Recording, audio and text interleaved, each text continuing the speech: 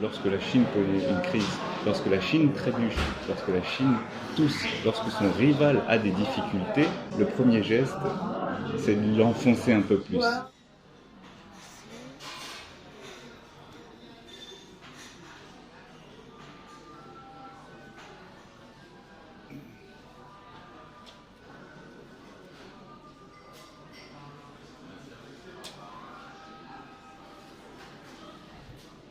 Oui, alors ils sont innombrables, allant de la simple blague, de l'amalgame d'être chinois et d'être porteur du coronavirus, jusqu'à des gestes et des comportements vraiment stigmatisants. Celle qui m'a marqué, le geste qui m'a le plus marqué, c'est une lettre de menace qu'un buraliste fraîchement installé d'origine asiatique a reçu, contenant toute l'idéologie raciste, néocolonialiste qu'on peut imaginer, en lui suggérant à ce buraliste de rentrer chez lui.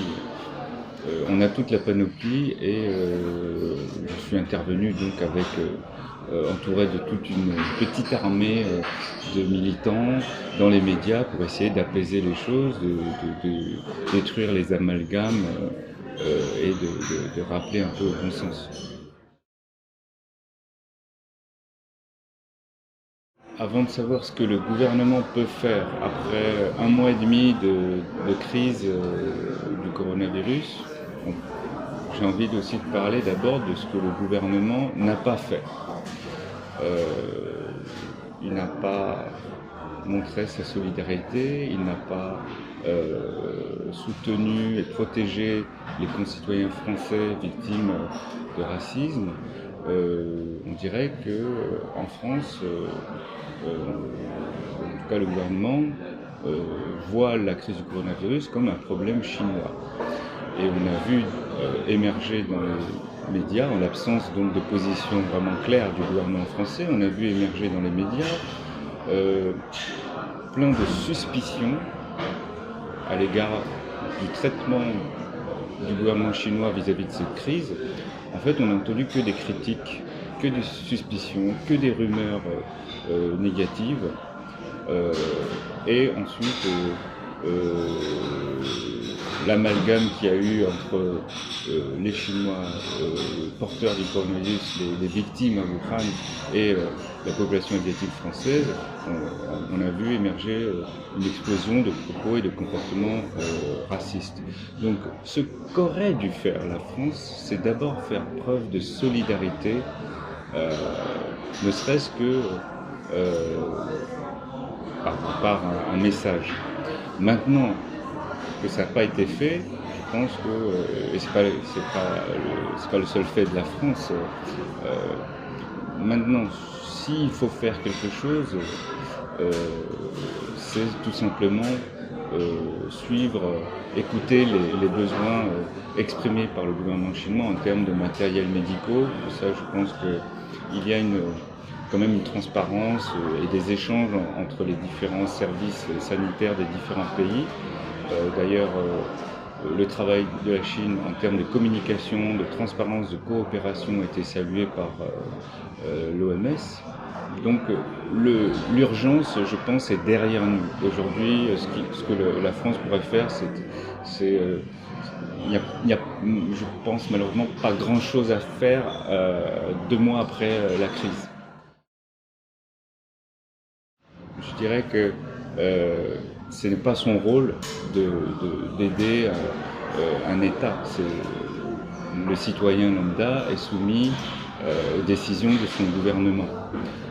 Par contre, il y a une seule chose que le citoyen lambda pourrait faire, c'est éviter de tomber dans la psychose en essayant de s'informer un peu mieux et de vérifier les informations et les rumeurs sur lesquelles il tombe pour éviter de stigmatiser des populations françaises d'origine asiatique complètement innocentes et étrangères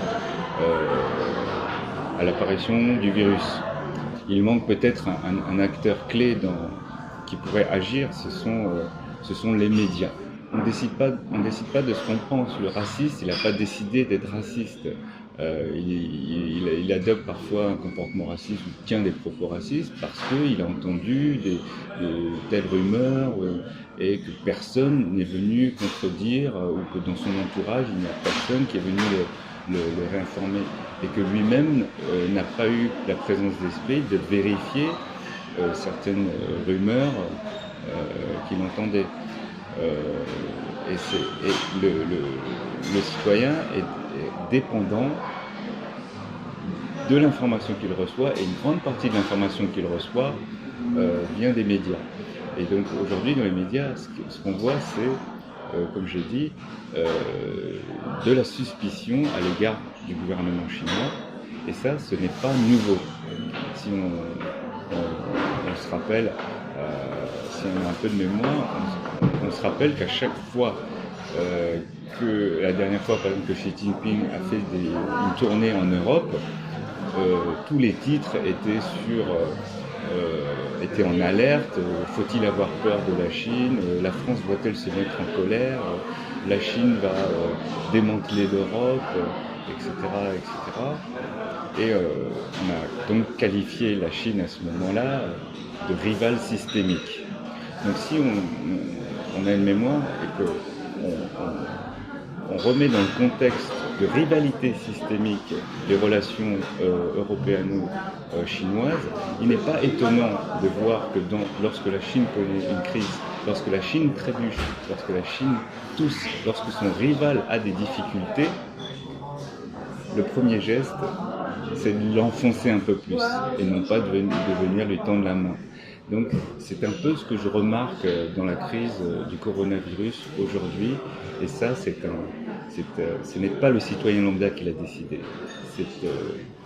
c'est le pouvoir européen, ce sont des intérêts qui sont bien au-dessus du citoyen lambda, et ce sont les médias qui appartiennent quelque part ou sont dépendants des intérêts des puissances capitalistes européennes qui créent ce contexte dont nous sommes tous tributaires, parfois victimes.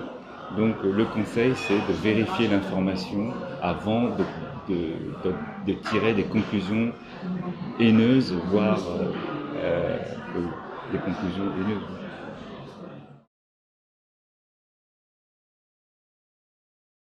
C'est très facile et c'est très simple, je vous conseille d'essayer. On en sort grandi.